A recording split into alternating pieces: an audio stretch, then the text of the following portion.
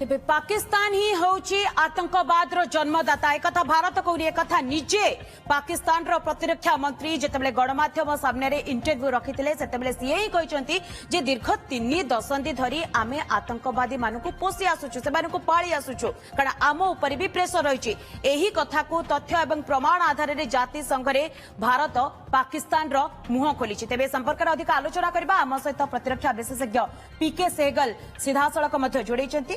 सहगल जी पहले आपको ओटीवी में स्वागत है। सहगल जी पहले आपसे जानना चाहूंगी क्योंकि अभी जो ब्रेकिंग न्यूज आ रहा है जम्मू कश्मीर में हाई अलर्ट है। 48 टूरिस्ट प्लेस को जम्मू कश्मीर सरकार के तरफ से अभी बंद किया गया है टूरिस्ट के लिए। इसका अर्थ हम क्या समझे? स्लीपर सेल अभी भी एक्टिव है क्या? जम्मू कश्मीर सरकार को ये एहसास है कि साइड में जो लोग पाकिस्तान है, पाकिस्तान एलओसी के तरफ से ये हमला हो सकता है जम्मू कश्मीर में? देखो, हिंदुस्तान ने साफ तौर पे कह दिया पाकिस्तान को कि हम रिटेलिएशन करेंगे और जल्द रिटेलिएशन होगा। इसका मतलब है पाकिस्तान की तरफ से जवाबी कार्रवाई अवश्य होगी और ज्यादातर जवाबी कार्रवाई उनकी होगी जम्मू कश्मीर के इलाके में। मेरा ये मानना है। अगर आप देखो पिछले 5-6 दिन से लगातार पहले स्मॉल आर्म्स फायर करते रहते, अभी अनप्रोवोक्ड आर्टिलरी फायरिंग कर रहे हैं। हम जवाबी कार्रवाई तो जरूर कर रहे हैं, लेकिन वहां की सरकार जो है उसकी जबरदस्त नजर बनी हुई है। इसी को निगाह में रखते हुए उन्होंने 48 टूरिस्ट सेंटर्स को टेम्पररी ब्लॉक किया है और एडवाइस किया लोगों की वहां नहीं आए, क्योंकि उनको साफ तौर पर नजर आता है कि पाकिस्तान की तरफ से बड़ी कोशिश हो सकती है टूरिस्ट के ऊपर दोबारा हमला करने के लिए, और वो नहीं चाहते कि उनके मेहमान जो टूरिस्ट के तौर पे आए उनको किसी प्रकार का खतरा हो। पहले भी चीफ मिनिस्टर उमर अब्दुल्ला ने कहा जो हमारे यहाँ मेहमान आए थे उनके बजाय उनको वापस आराम से भेजते, उनकी हमने कॉफिन वापस भेजी और ये बड़ी शर्मिंदगी की बात है, कश्मीरियत के खिलाफ है। इसी को निगाह में रखते हुए कश्मीर सरकार ने ये जारी किया है। ये शॉर्ट टर्म मेजर है, लेकिन मुझे साफ तौर पर लगता है मिड टर्म और लॉन्ग टर्म में टूरिज्म जो है खत्म नहीं होगा। टूरिस्ट और भी बड़े पैमाने पे आएंगे। हिंदुस्तान किसी प्रकार से हार मानने के लिए तैयार नहीं। अगर टूरिस्ट जाना बंद हो जाए तो वास्तव में पाकिस्तान ने अपने मकसद को अचीव कर लिया होगा। इसलिए हमको जबरदस्त कोशिश करनी है कि वो किसी प्रकार से सक्सेसफुल नहीं हो। बड़े पैमाने पर टूरिस्ट जाने चाहिए और खूब बड़ी तादाद में जाने चाहिए, और इसी से पाकिस्तान घबराया हुआ था, इसी से पाकिस्तान घबराया हुआ था। टूरिज्म जो है इस समय कश्मीर की लाइफ लाइन है।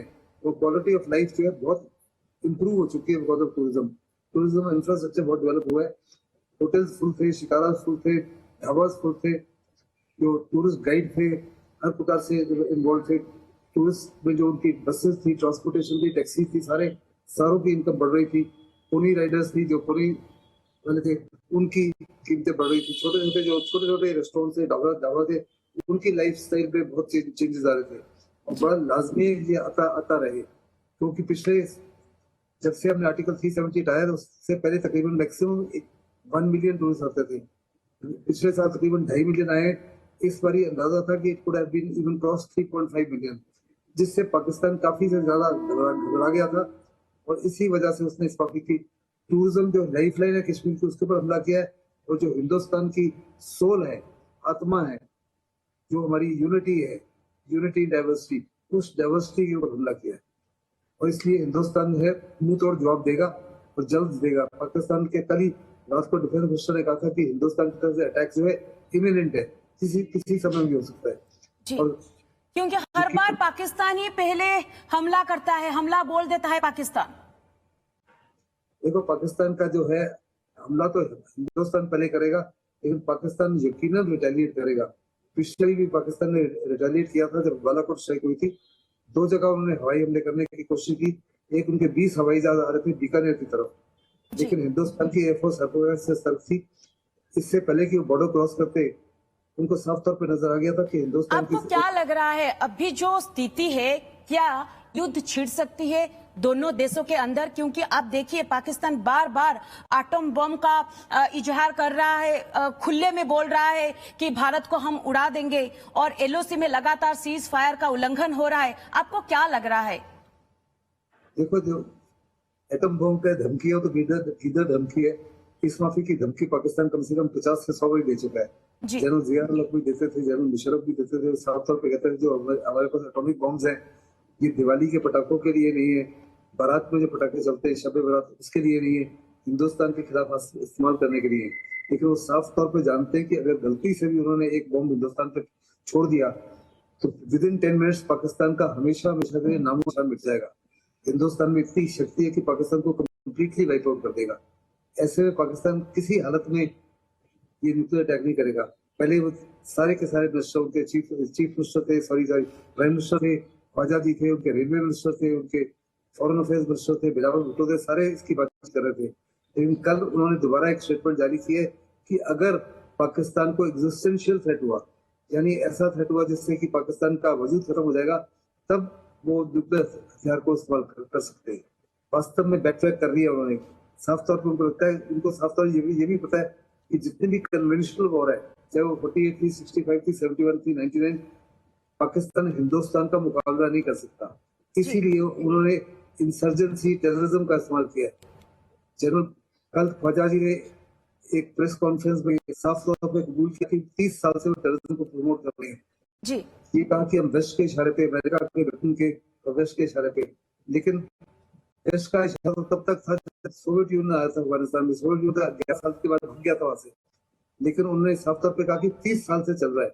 तो जनरल मुशर्रफ ने अपनी किताब में लिखा है कि 1989 के बाद में उन्होंने पाकिस्तान में इंसर्जेंसी और टेररिज्म को एज अ स्टेट पॉलिसी तैयार किया, और यहाँ तक कहा कि जो टेररिस्ट हैं वो उनके नेशनल हीरोज हैं, उनके फ्रीडम फाइटर्स हैं और पूजा के लायक है। उन्होंने ये भी कहा कि जो बिन लादेन है, जिनको एबोटाबाद में छुपाया हुआ था, वो तो पाकिस्तान का नेशनल हीरो है, हम तो उसकी पूजा करते हैं। तो वास्तव में ऐसा देश है जिसने अपने आप को सेल्फ एक्सपोज कर दिया है। पूरी दुनिया भी जान गई है पाकिस्तान की असलियत, और इसी वजह से पाकिस्तान को किसी का सपोर्ट नहीं, पूरा का पूरा दुनिया हिंदुस्तान पूरे विश्व जानता है कि पाकिस्तान असल में क्या है। लेकिन सहगल जानते हैं पाकिस्तान बार बार अपना विक्टिम कार्ड खेलता है। इसके बारे में हम आगे आपसे जानकारी लेना चाहूंगी।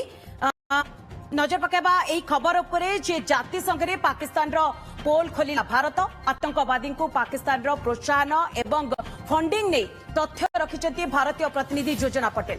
पाकिस्तान रो आतंकी मुखा खोली कड़ा भाषा रे भर्त्सना कहबा सहित उपस्थायी प्रतिनिधि योजना कहिसंती पाकिस्तान आतंकवाद रो जन्मदाता। खुद पाक प्रतिरक्षा मंत्री ख्वाजा आसिफ एक टीवी चैनल इंटरव्यू रे एकथा को स्वीकार करिसंती। 3 दशंधि धरी आतंकवाद कार्य करि आसुतबा स्वीकार करिसंती पाक प्रतिरक्षा मंत्री। तेबे संपर्क में आम लगातार भाव आलोचना करुचे। आम सहित प्रतिरक्षा विशेषज्ञ पीके सहगल सीधा सड़क आम सहित जोड़ी। सहगल जी, इसके बारे में आपसे जानना चाहूंगी कि भारत ने ये बोला है यूएन राष्ट्र समूह के सामने तथ्य प्रमाण के साथ जो पाकिस्तान आतंकवाद का जन्मदाता है, लेकिन बार बार जैसे कि मैं आपसे पूछ रही थी पाकिस्तान विक्टिम कार्ड खेलता है, तो इस बार भी क्या पाकिस्तान अपना विक्टिम कार्ड खेलेगा? चीन क्या उसको सपोर्ट करेगा? चीन क्या अपना वीटो पावर यूज करेगा? पाकिस्तान तो हमेशा कहता है कि सबसे ज्यादा दुनिया में जो हमले हो रहे हैं वो पाकिस्तान के अंदर है, लेकिन पाकिस्तान को खुद पहचानना चाहिए, जानना चाहिए कि अगर आपने नाक पाले तो नाक आपको डसेंगे। अभी उनको बलूचिस्तान लिबरेशन आर्मी जो है उन्हीं की पाली हुई है, उन्हीं की कारण की, उन्हीं की वजह से पहले उन्हीं की आर्मी और आईएसआई ने ये आतंकवादी ग्रुप को खड़ा किया। तालिबान को भी खड़ा किया, तरीके तालिबान को भी खड़ा किया। ये बाकी जो आर्मीज हैं वो खड़ी हुई है क्योंकि पाकिस्तान इतने बड़े पैमाने पर जुल्म ढक रहे हैं वहाँ पे। बलूचिस्तान उनके खिलाफ है, सिंध उनके खिलाफ है, पाकिस्तान ऑक्यूपाइड कश्मीर उनके खिलाफ है, पख्तूनख्वा उनके खिलाफ है, और जिस माफिक वहाँ के लोगों के खिलाफ कार्रवाई कर रहे हैं, उनकी जमीनें छीन ली है, मुआवजा मांगते तो अल्लाह के पास भेज देते हैं।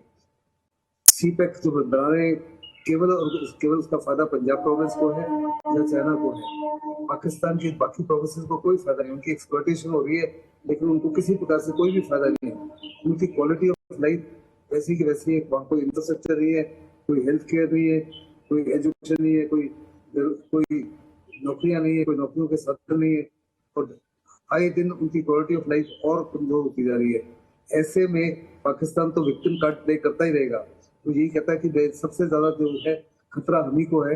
आए दिन हमारे ट्रुप्स मारे जा रहे हैं, लेकिन ये कौन कर रहा है? उन्हीं के अपने पाले हुए टेररिस्ट। उन्होंने ये टेररिज्म खत्म शुरू किया, और साफ तौर पे अनेकों दुनिया के लीडर्स ने कहा कि आप जब टेररिज्म को पाल रहे हैं, पाकिस्तान वाकिफ है अपना जो उसका अर्थव्यवस्था है उसके बारे में भी वाकिफ है पाकिस्तान। अगर युद्ध छिड़ता है तो पाकिस्तान कितना दिन तक टिका रह पाएगा भारत के सामने? देखो ये डिपेंड करता है कि पाकिस्तान को किस कंट्री का सपोर्ट मिलता है। अगर पाकिस्तान को चाइना का सपोर्ट मिला, चाइना उनको हथियार देता रहा, चाइना उनको डीजल देता रहा, पेट्रोल देता रहा, प्राइस देता रहा, और जी। टर्की से भी तो पाकिस्तान ज्यादा देता है। अदरवाइज पाकिस्तान का तो इंजन भी नहीं है, ऑयल भी नहीं है, असला भी नहीं है, वेपन्स भी नहीं है। वास्तव में 3-4 दिन के अंदर वो सब खत्म हो जाएगा। लेकिन अगर एक्सटर्नल सपोर्ट मिलता है तो युद्ध लंबा भी चल सकता है। जी, बहुत बहुत धन्यवाद सहगल जी आपकी जानकारी के लिए।